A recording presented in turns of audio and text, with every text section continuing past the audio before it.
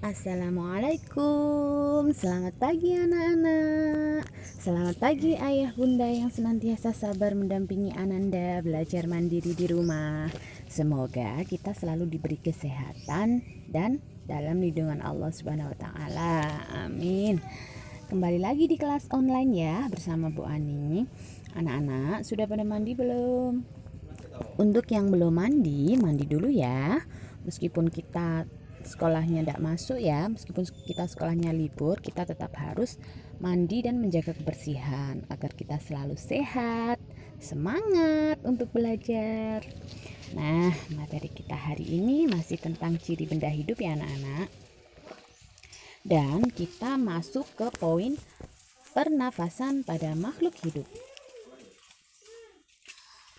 Apakah semua makhluk hidup itu bernafas?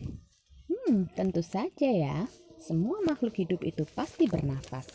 Dan apa kalian tahu apa yang dimaksud dengan pernafasan? Pernafasan adalah proses menghirup oksigen atau O2 dan mengeluarkan karbon dioksida atau CO2. Semua makhluk hidup pasti bernafas. Akan tetapi mereka bernafas dengan organ yang berbeda-beda.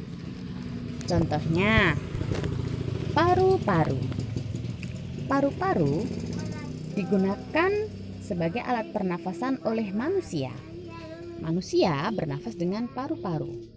Paru-paru terletak di dalam rongga dada. Dan sebagian besar hewan yang hidup di darat juga bernafas dengan paru-paru. Contohnya sapi, kucing, kuda.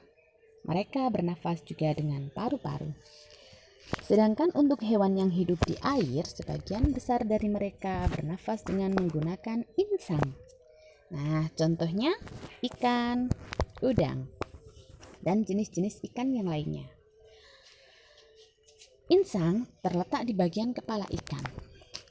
Jika kalian di rumah mempunyai ikan yang akan dimasak, kalian bisa melihat di bagian kepalanya. Kalian buka kepalanya, nanti kalian akan bisa melihat insang itu dengan jelas ya. Bisa dipraktekkan sendiri di rumah. Yang ketiga, apakah tumbuhan juga bernafas? Kira-kira apakah tumbuhan bernafas ya? Ya, tentu saja tumbuhan juga bernafas, karena tumbuhan juga merupakan benda hidup atau makhluk hidup. Nah, lalu apa yang digunakan tumbuhan untuk bernafas? Tumbuhan bernafas dengan menggunakan mulut daun atau stomata. Nah, bisa dilihat gambarnya itu di bagian bawah itu ada lubang-lubang kecil di dalam daun itu sendiri. Nah, lubang-lubang kecil itu dinamakan stomata atau mulut daun. Nah, mulut daun itu berfungsi sebagai alat pernafasan bagi tumbuhan. Akan tetapi, mulut daun itu sendiri tidak dapat kita lihat dengan mata kita, kecuali dengan menggunakan mikroskop. Karena bentuknya yang sangat kecil, jadi kita tidak bisa melihat dengan mata kita, kecuali dengan bantuan mikroskop ya anak-anak.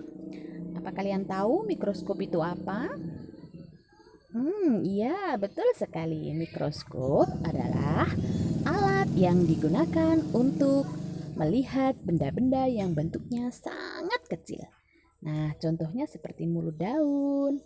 Itu adalah benda yang sangat kecil yang bisa dilihat hanya dengan menggunakan mikroskop. Nah, sekian ya anak-anak penjelasan dari Bu Ani. Selamat belajar dan tetap semangat untuk meraih masa depan yang cerah. Wassalamualaikum warahmatullahi wabarakatuh.